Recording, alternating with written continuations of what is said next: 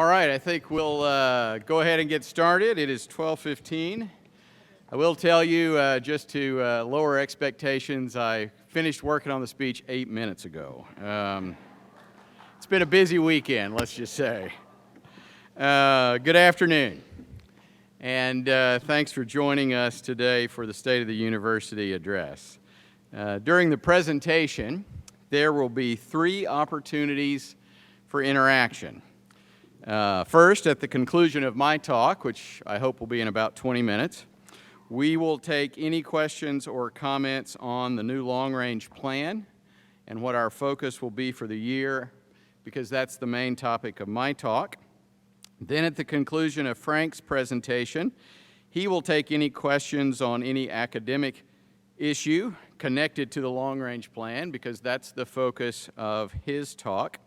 There are 3 ways to get those questions to us. They're on the board here. Suzanne Shaw, our Vice President for Marketing and Communication, will run this process and ask any questions that are submitted in one of these 3 ways. Then at the end, once we've answered the questions that are submitted electronically or on cards, we will take any question or any comment on any topic directly from you at a mic that will be passed around. So, plenty of opportunities to have dialogue and submit questions to either Frank or me. Okay, so before we talk about the long-range plan and the action items for this year, I do want to highlight some of the good things that have happened on the university in the last 12 months. And I've got 6 of those that I want to focus on. The first is enrollment. Our enrollment continues to increase. As a system this fall, we have exactly 26,000 students on campus in our system, on our campuses. In Springfield, we have 24,116 students. Those are both records. They continue a string of 5 consecutive years of enrollment growth at Springfield and as a system. As a part of that, we have more new undergraduate students than we've ever had before, including the most new transfer students ever, the most underrepresented students ever. In fact, we have more transfer students than any other public university in our state. Yeah, students want to come here, and that's a good thing, and we can clap for that. As you have seen this year in our newspaper and on television, all universities in Missouri and in the Midwest are not growing. And so I'm very pleased that we are growing in challenging times. Frankly, I believe enrollment growth is the best metric that the university is healthy. And moreover, without enrollment growth, we could not hire new faculty, expand programs, or increase compensation. We've seen in Missouri what happens when enrollment decreases significantly. This year, when the University of Missouri at Columbia lost students, this resulted in a hiring freeze, no merit increases, and the closure of residence halls and buildings. Second, we improved compensation for our employees, and I want to highlight 3 areas on the slide behind me. We were able to do a 2% across-the-board raise that was more than twice the rate of inflation, which was less than 1%. Specifically, it was 0.8%. We were able to fund year 3 of the full professor incentive program. That means now 52 full professors have received a $5,000 raise in the last 3 years. And additional money was allocated to each cost center to improve staff salaries for the 2nd year in a row as a result of a staff Senate initiative. Not included in these numbers are benefit increases, as we were able to expand sick leave benefits for both faculty and staff. Also not included in these numbers are equity adjustments that were done and paid for by the cost centers. So, of the $6.3 million new dollars we had to spend this year, slightly more than half went into improving pay and benefits, not counting those equity adjustments made by departments. And another $900,000 went to new faculty position, our largest commitment in the last 5 years to this. In fact, we have put $2.3 million in the last 3 years into hiring new faculty lines. In short, 64% of our new money this fiscal year went into compensation increases for all and new faculty positions, and I think we should be proud of that as a university. Third, we had a successful year in the state capitol.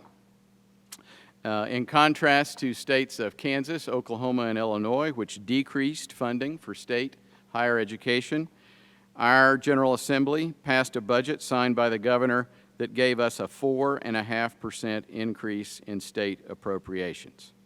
Ours was larger than some of the other universities because we made all of our performance funding measures and because for the second time in our history there was an equity component. What does an equity component mean? It means it rewards enrollment growth, and we grew, and that was factored into the formula. The result of that was we were able to hold our in-state undergraduate tuition flat, continuing to make college affordability a priority. Second, we were appropriated $5 million as a state funds match for private money to help construct Glass Hall. There is unfortunately a caveat or an asterisk by that slide because a little less than $2 million is being withheld as a result of some tax cuts bills that the legislature overrode the governor's veto of.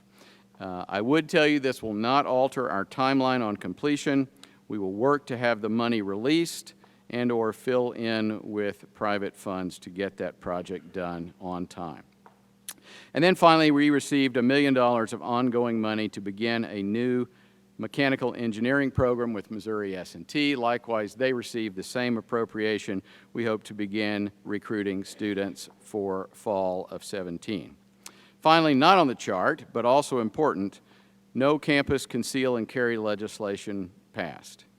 I would tell you, this will be a continuing battle next year, and we may need to call on every single person in this room to help us get to a point that legislation passes that is acceptable and appropriate and safe for us. So more to come on that.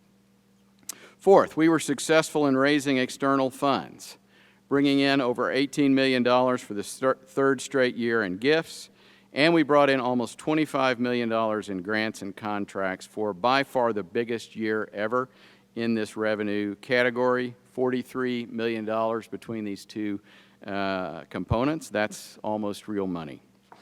5, we were able to improve, okay, it is real money, all right.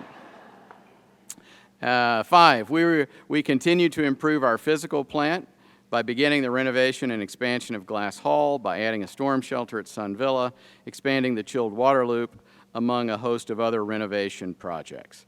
These new and renovated buildings and projects will improve teaching, learning, recruiting, safety, sustainability, and the student experience and raise our profile as a major university. And finally, we used the year as a planning year to complete the new long-range plan and put together the first year's action plan. Frank is going to highlight some of the academic achievements in his talk, and when he is done, I think you will agree that this was another extraordinary year in the life of Missouri State University. Now, let me jump to that second piece there, the long-range plan. And I want to spend the next 10 minutes or so talking about that. You should each have received a long-range plan in hard copy. Looks like this. It's called Implementing the Vision. It is also can be found online. If your hard copy made it into the round file and you didn't keep that, at missourustate.edu/long-range plan. This is not a document that Frank and I put together by ourselves over a weekend.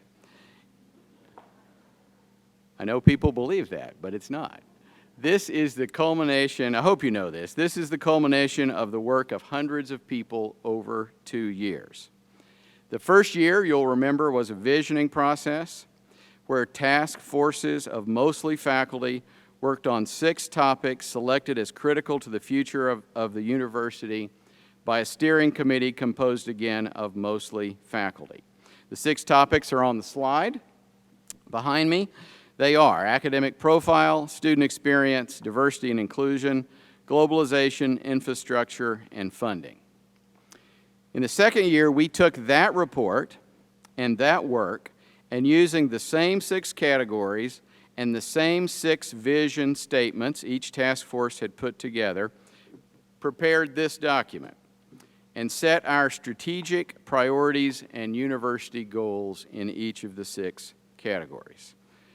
This was a very open and inclusive process to set these strategic goals and directives. They were discussed at every single open meeting of the Board of Governors during the past year. There was a steering committee of Frank, Dr. Sisko, and I that oversaw a working group led by Dean Gloria Galanis. The members of that committee are now on the board.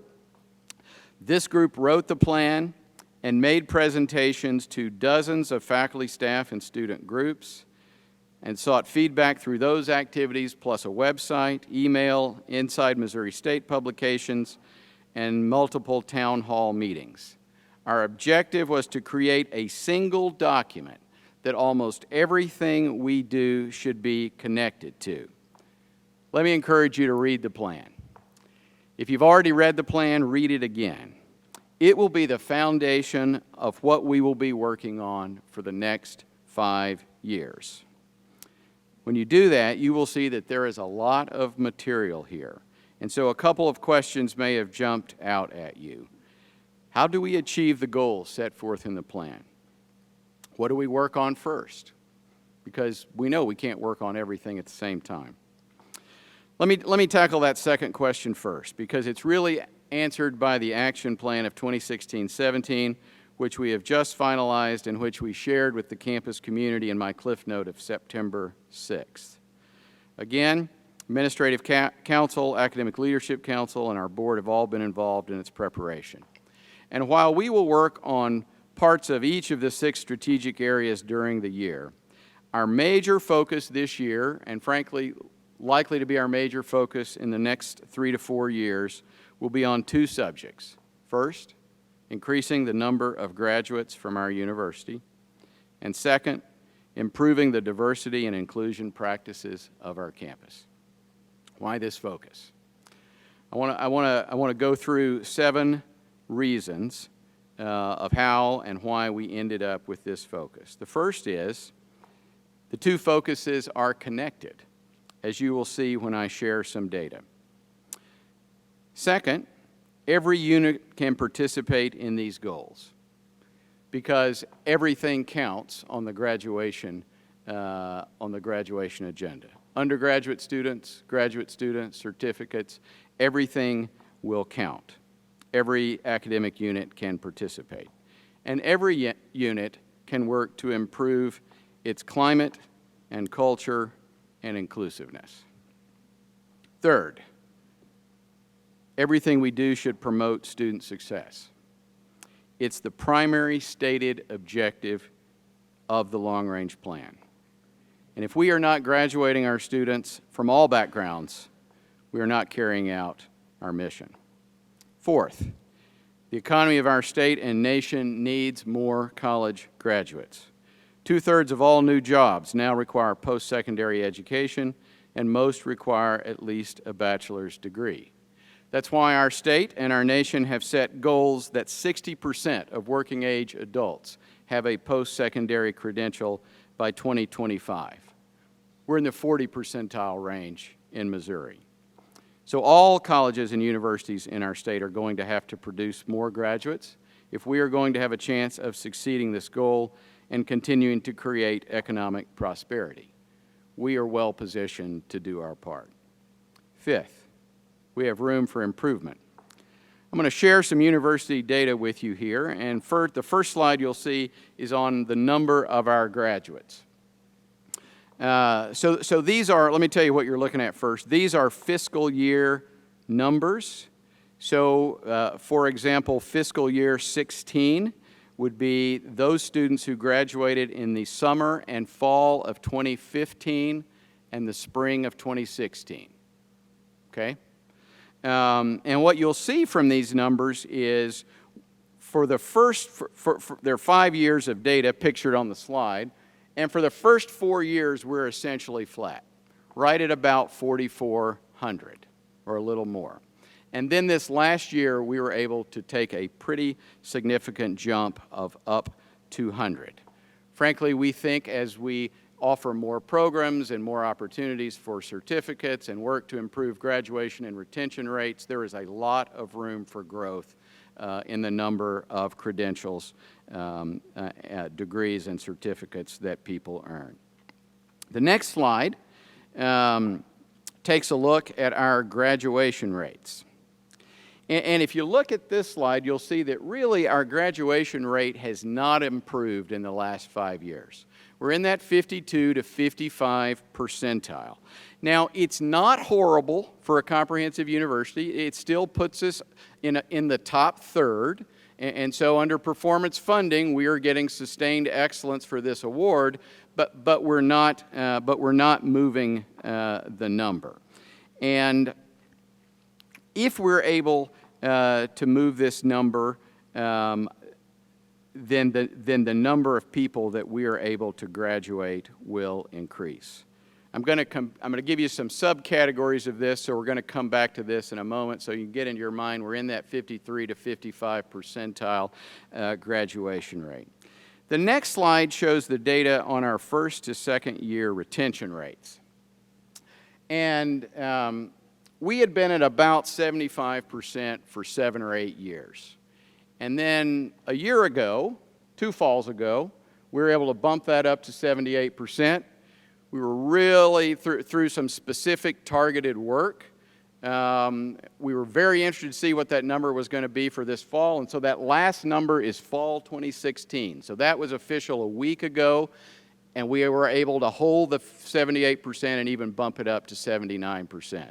So we are making progress here, but I will tell you, we are, on this number, we're only at the 15 percentile for our category. The performance funding measure for sustained excellence, or the top third, would be 83%. And our competitors are, that we're competing with students for now around us, the University of Arkansas, the University of Missouri, are in that 83 to 86%. Now, they take a little better student than we do, but clearly we have the potential to move this number, and through some very targeted programs, we have seen that we have moved this number, particularly the GEP class, some additional advising incentives, some work that's being done with first-generation students. We can continue to improve this number. Why do I talk about that? Because that brings us to reason number 6. There is a social justice basis to work on this as well.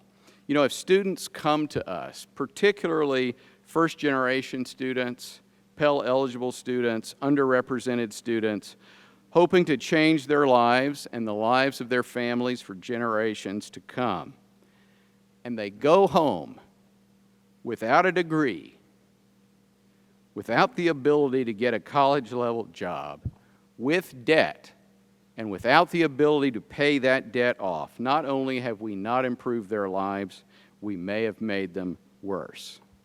And so we know the data for first to second year retention rates. We're at 79%. If you look at first-generation Pell-eligible African-American, Hispanic groups, they're about, depending on the category, 6 to 10% lower. If we look at our graduation rates for our African-American students, it's more than 20% lower. That's not acceptable. I hope you do not think that's acceptable. We can do better. And we've shown that we can do better, and as we operationalize some of the things that we've been working on, we will do better. Last point, finally, our state is right in the middle of racial unrest sweeping the country. We've seen that for the last several years with the Ferguson event, the founding of the Black Lives Matter movement, the events at the University of Missouri and how it's impacted them, racial issues on our own campus and in our own community, most recently the events in Oklahoma and North Carolina. This issue is not going to go away, and we simply cannot ignore it. And so, as we think about what we can do, the board rightly insists that we be accountable for how we're going to do on these targets. And thus, they will set for us specific targets and measure our success by how many more students we graduate, by whether we improve our retention and graduation rates overall and for specific subgroups of students, and by what the composition of our workforce is at the end of 5 years. That brings me to the last slide here that shows our workforce composition numbers. And you can see this will be our final metric. I really believe the more diverse we are, the better we are, and the better we're able to serve our students. I've seen that on administrative council. As we have added people of all backgrounds, as we have become more female, and as we have become more diverse, our conversation, discussion, and decisions are better. And so we must continue to improve here. We grew about 1% over the last 5 years. I believe we can grow at least 2.5% in the next 5 years. But our specific targets, including a specific target in this measure, will be established by the board at its October meeting, and I will share the final numbers with you as soon as I have them. So, back to the first question, how do we make progress in these areas? Some tactics we will use to move the needle will be handled centrally, others by specific units, and some will involve multiple units on campus. We will not, however, be able to graduate more students or significantly improve our graduation rates without the work of every department on campus. Frank's going to talk about some specific action items that will help achieve these goals. I simply wanted to share with you the rationale of how we got to setting these as goals. He'll talk more about the specifics in a minute. Thank you for all you do. Thank you for helping make this an even better place to work and go to school in the years to come. And so I'm going to stop there, and I'm going to take any questions we have that have been received electronically. Suzanne, where are you? I'm up here. Oh, you're up there. Okay, do we have questions? And we have people down in the aisles to pick up cards if you have questions to turn in. Right now, first question is, what strategies have we used to increase retention rates? So Dr. Kane, who's in the audience today, did some research on this topic several years ago. If I mischaracterize this, Tom, you could correct me. But I believe his research essentially showed that one of a main reason people stay at the university is whether they become connected to the university. I remember him saying whether they viewed themselves as a bear. That sounds a little bit corny, but a piece of this is how do you connect yourself? And so the whole work that Dr. Sisko's group has done the last several years in working to put together the family piece, the SOAR work, the first week of campus, the focus group pieces, the living learning communities, Bearfest Village, all of the activities that go Traditions Council to connect people to the university is a part of that work. The other part of that work is working on those subgroups of students that aren't staying with us at the same rates as our majority students. And so Juan Meraz has worked very hard with the multicultural group, and we used some of that work when they were put together in a cohort in a GEP 101 class. Literally 100% of them came back the next year, and we used that work to begin putting together first-generation GEP 101 classes, many that were connected in a college. Kelly Wood led that effort out of the Provost office, and we were able to see that we could move that needle by that work alone. And so there are a variety of other first-generation projects going on. Mark Biggs has been a great advocate for that. Our student organizations have been formed on that. And so there are further efforts I think we need to do in advising. There are further efforts in terms of particularly connecting our African American students to the university. There's work going on that Michelle Smith, Dr. Michelle Smith is leading a part of that effort out of Student Affairs. And so there are a variety of things that are going on to try to both connect our students and then support our students.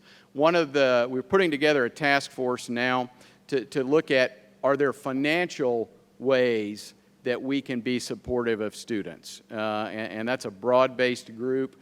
How do we get students that have fallen out to come back?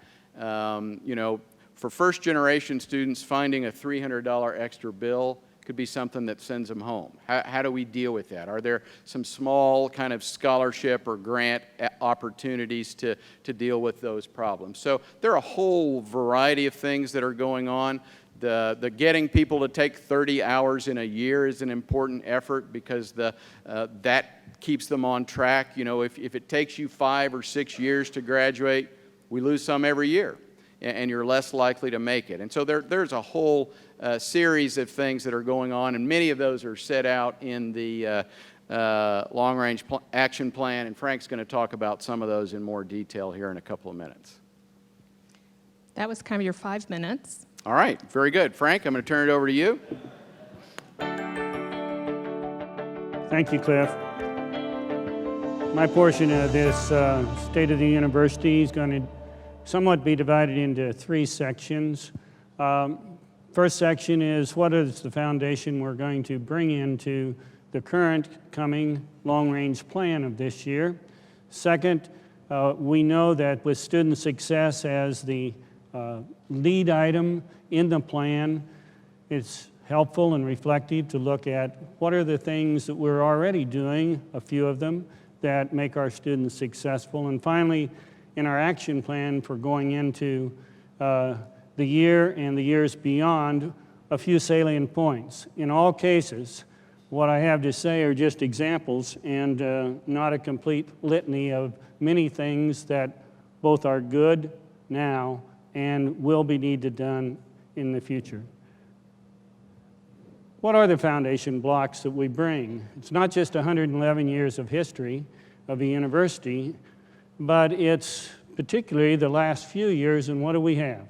We have an excellent faculty and staff. We do propose that we have many evidences of quality in our curriculum, and of course, having a curriculum that speaks to societal needs and has considerable breadth of the array of opportunities are essential in a university such as we are. And if you look at another way of saying some of this, there's positive news on a lot of fronts that we're bringing in. A couple of these Clif mentioned, and I may repeat, but we have the largest number of graduate assistants we've ever had at the university, and coming out of the graduate college for many years, that's something that is a great thing for our graduate future. We indeed have noted already that we have record numbers in total enrollment, record numbers in the transfer student, but we also have record numbers in our honors program with over 300 this fall enrolled for the first time in the honors program and then the accumulation. We have record number in our doctoral students this year. And so that's another record-setting group of things. Student participation in service learning, another record from last year, and we'll hope we set a new one this year with over 4,000 of our students participating in student learning. We have a record number of study away of over 500 last year. Indeed, undergraduate research has surpassed anything we've ever had in the past. And of course, it's been mentioned that we had almost 25 million of grants that occurred last year through faculty and staff efforts. Now, I always hear the question about, are we staffing properly? And I think all of us would say that we could use more staffing at every level in every part of the university. But it is with a point of pride that Clif and I point to the fact that over the last 4 years, we had our low point in staffing in 2012 at the faculty level of 696, and now we moved up this fall to have 755, just short of 60 greater number in faculty. We also have a greater number in staff. I didn't try to put those statistics together because sometimes it's hard to divide grants in other ways. But this is something that we should note as well. The instructor pool, which are very vital to our university, but that instructor pool has remained essentially the same percentage, and it's 23% this year, and it was 22.4% 4 years ago. I don't call that statistically different. We do have 10 distinguished professors now. We had 4 years ago. If we have another indication of the quality of the people that work at this university, on the faculty side, Clif mentioned the Professor Salary Incentive Program.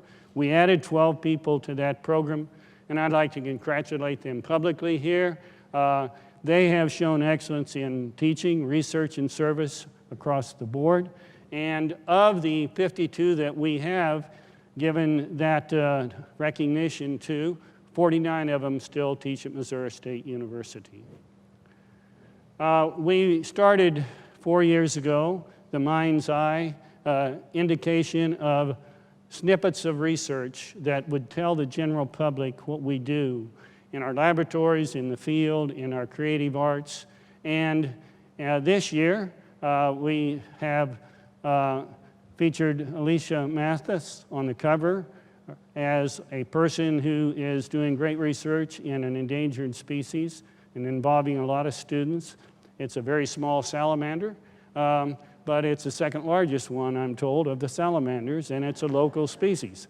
In addition, of course, there are 14 stories in there, and if we look over the several years we've been doing this, we have 50 stories about research done at Missouri State. We could have a whole lot more and will over time, but I think it's an indication of our quality to do that. In terms of programming, our programming has continued to grow with its diverse offerings of curriculum. And so we now have 100 undergraduate majors, and if you extend that to all the options in the major, you add another 85. We also have 120 minors, and then we have 13 undergraduate certificates. At the graduate level, we have 60 ways that you can get a distinctive degree, and if you again include the options within some of those degrees, you're over 90. 2/3 of those graduate programs can connect our undergraduates in an efficient pathway to a degree, having an accelerated master's, and we have over 40 in terms of our certificates at the graduate level. Included in our graduate coursework are 4 doctorates, but we also have 2 doctorates that we collaboratively work with, the PharmD program and the education degree that we work with MU on. Our curriculum pathways have increasingly diversified. Traditional face-to-face is still the big credit hour generator of 82% of the credits we generate, but significant growth has occurred in online and in our blended class opportunities. And then the other 2, ITV and Zoom, a very small fraction serving unique populations that can't get easily to the location in a large enough collection. Some of you have never heard of Zoom, I'm sure, but it's much like ITV, except you can have it right at your home computer, and you can be interactive and collaborative with the class at your home computer. If we look at the online programming, the top line of the graph is a focus on summer school. And you see we have just less than half of our summer credit hours generated online, 47+%. The bottom line is the fall semester class, and we've doubled that in the last 5 years from 5.6% up to almost 13%.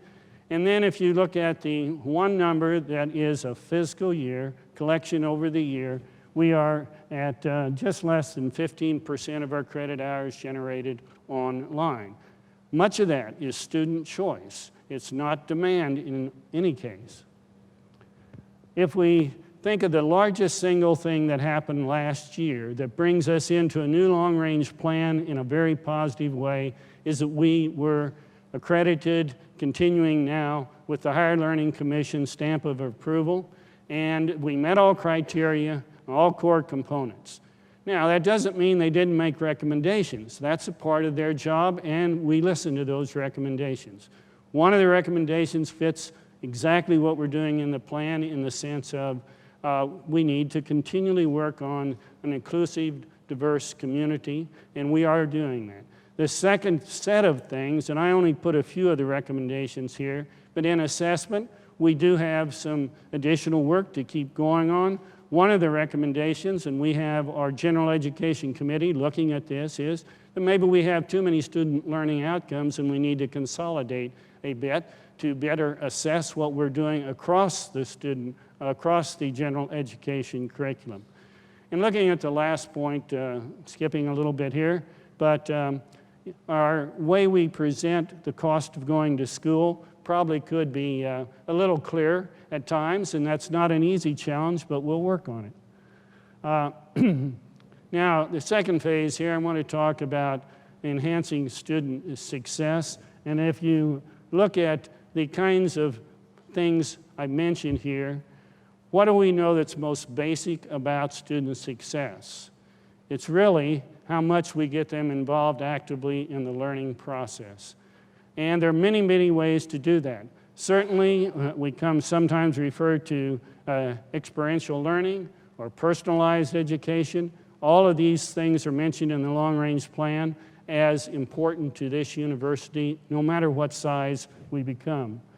And our research environment is another way to do some of that and get students involved in research, so that the 4,000 plus that were involved last year in undergraduate research, we continue that to the extent possible. Collaboration is mentioned in the long-range plan, and we know that the less we internally isolate and the more we collaborate internally between departments and externally with businesses on internships, collaboration will be important to us. And of course, we'll continually have a growing, expanding curriculum. So I picked out a few snippets of things here that we already are doing, but probably will expand as we go into the future. In the service learning program, I'm particularly proud of the vision screening program. We started this program 3 years ago, and we screen particularly young children, but some older adults, in vision screening with a camera screening process. Students from nursing are involved, from BMS and some other areas. And we screened, as you noticed there, about 3,600 last spring, just last spring that way. And about 12% had defects that would need referral, and we have cooperators in the medical community that will accept referrals. This past spring, we started color blindness, and again, I got a little pride in that because I suggested it, but now we're screening the colorblind condition, and we're finding the national average that about 4% are color deficient, and of course, that's mostly males, so it's about 8% for males.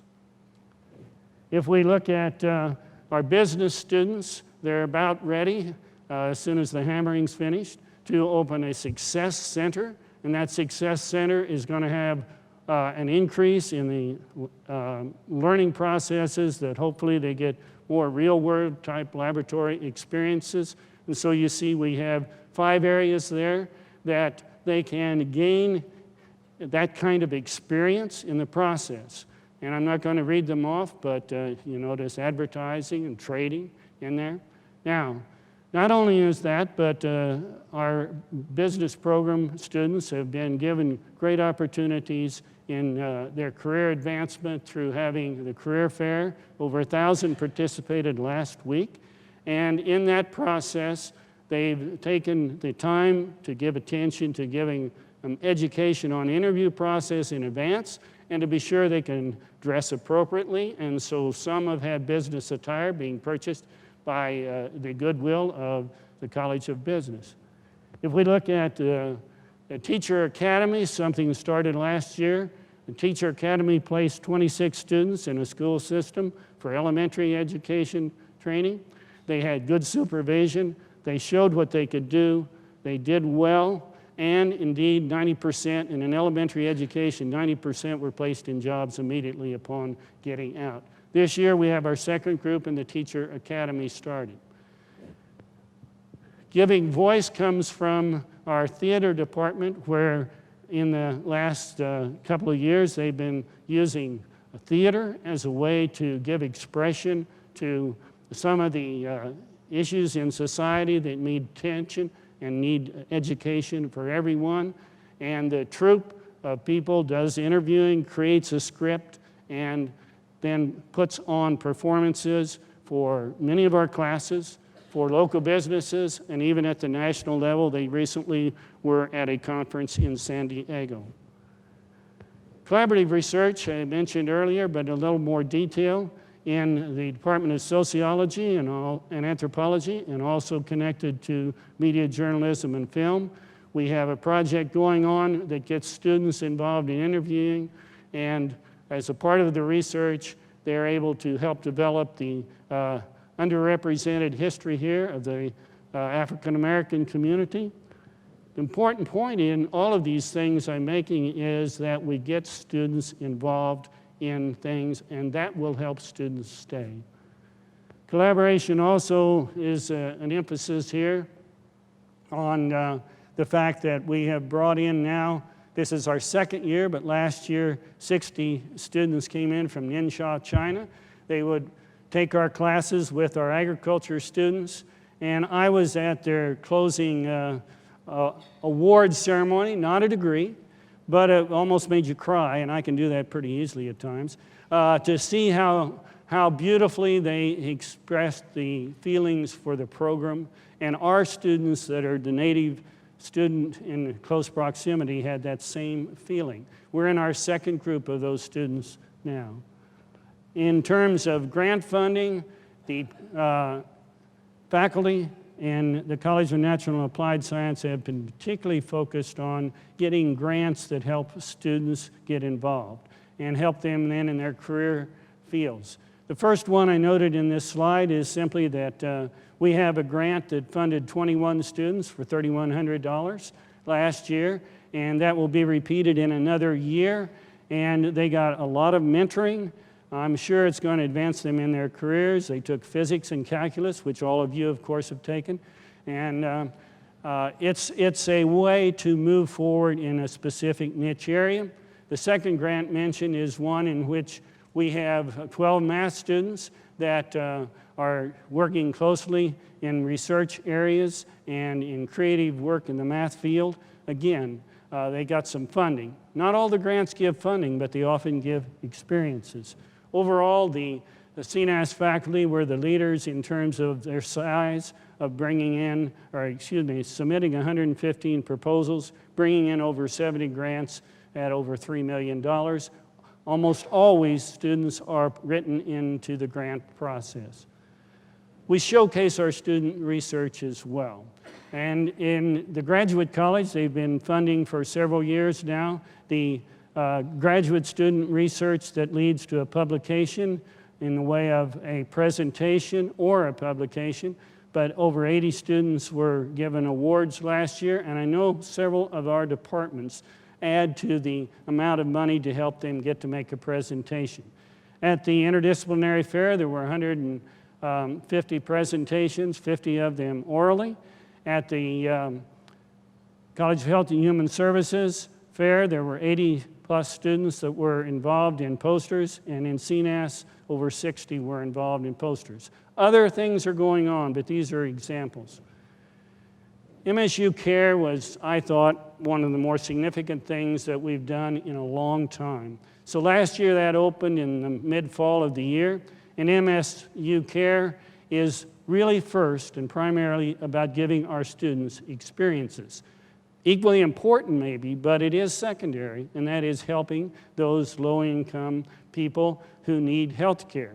But these students are mentored by faculty in physician's assistant studies, faculty from nursing, both a doctorate and other parts of nursing. They're mentored, again, in another way in that some referrals are made to the physical therapy clinic. The bottom line is we serve now over 400 people from the outside in healthcare every month, plus we get a lot of student experience. Now, there's not a direct connection here, but our students are being successful entering medical professions. This gives us an idea. We had 21 of our 30 students that applied to medical school last year get in for this year. They came from 5 different academic departments here at Missouri State. They got into 12 different medical schools. Pretty remarkable percentage of success there. Further, if we look, we can and should and will continue to recruit undergraduates to come here knowing they have a career pathway in the professional health areas above the undergraduate level. And the numbers here in our Doctorate of Pharmacy class, 22 of the current class that just came from Missouri State. And if you look at the other numbers, the next 2 of them, not quite 50%, 14 of 32 came from Missouri State in physician's assistant, 17 of 40 in the physical therapy program. Occupational therapy was at a third, and on down the line here. And our master's in communication science disorder was a little over half coming from our own undergraduates. We should recruit to come here with a long-term future for our students. Now, in this year and beyond is where we specifically look at some of the action plan things we are hoping to do and will be doing. And if we look at these, I can only take a few out of the very long action plan. If you saw it, you probably talked about the file 13. Some of you might have actually used it already, but I hope not. But we have a dynamic curriculum, and I know that's on your mind. We anticipate this year at least these new programs in front of you coming through the process. We're looking at an undergraduate degree in agricultural communication and 4 graduate degrees that are noted. And there may be others that I don't know about. These are things that the faculty have told me they're in process in doing. The last one on athletic training, we already have a master's, but we have to move to a different kind of master's, so it's an entry-level master's instead of a post-professional master's. And that's mandated by the Accrediting Society, and it'll be an entirely different degree. We do want to make a more inclusive community, and this comes out in our necessity to recruit, to hire right, and we know we have some focus on that for the last several years, and we have inched up a little bit, and we want to include more training. Most recently, we've had some training for the new administrators, academic administrators, and we have also started that training process now for some of the new faculty, and it will be further refined and moved forward as the year goes on. The early emphasis on retention has been a focus primarily on the GEP 101 class and what we're doing there. Clif has already mentioned that we've had success when students were in the first generation type segments and success when they're in college type segments. In fact, from very small amount of data of a couple of years, we've been able to close the gap when we've had those most specialized sections. So we will at minimum double those sections going into the next year, and hopefully that'll be a piece of the puzzle. And living and learning communities, some of you are going to be on a committee to further help those processes go forward in evaluating and doing them. The action plan calls us to do more in the way of math and English, where we have remedial coursework, and we know we have student issues for getting through some of those basic things. So we will have pilot projects in both math and English. under what's now referred to as a co-requisite model, where they don't take the remedial coursework, but they build in more time and assistance into the required course with the idea that it can eventually make them more likely to succeed than a sequence of 2 courses. In addition, we'll be trying out something over probably next fall where we use more problems that are applicable, like to business, in terms of our college algebra course where the business students would be taking them. My grandson at West Point has exactly that kind of an approach in his math class, where they're using specific kind of problem orientation of this nature. We know that decreasing time to graduation is an important issue in student success. There are many ways, this is only a few of them, but I think that we have indeed a range of opportunities. We can keep our students better informed, and Nathan Hoff is in the process of running sessions for you on the student planner, which gives them better information. We will have a workshop here October 12th on 15 to finish type things, and that's a major part of it at least. We have found that second block courses give people a fresh opportunity. We will increase second block courses. And in several colleges, we have volunteers of majors that want to try structured schedules. And these are volunteer trials, but we think it needs to be evaluated. And going on to the right-hand side, reducing credit hours is an issue. We are the largest credit hour requirement 4-year institution in the state of Missouri. We should discuss that, and we will discuss it. Doesn't mean it's a mandate, but it probably needs to be evaluated and looked at. Advising is a key no matter what we do. And the point here is not that we do poor advising. The point is we always need to look at our advising and see how we can structure it to give the students the best in opportunities. And that includes not just advising for incoming freshmen, but advising for transfer students. There are almost 1,800 in the record now, and advising for graduate students. And so that's a part of our action planning. And the idea is to streamline it and make it where their barriers are less. Now, I use this last slide, and I'd like to put a whole lot more on it. But the point in this last slide is if we want retention, and if we want graduation success, it's not one magic bullet. There are multiple things, and they start in those multiple things, probably with the personal attention that we give our students. And I've tried to make a point of that, but I think I'd close with something I did as a quote in Welcome Back Luncheon. They don't care how much you know until they know how much you care. And that's the point here. We need to continue to give attention to our students in every way, and including just these, but a lot more. Thank you very much.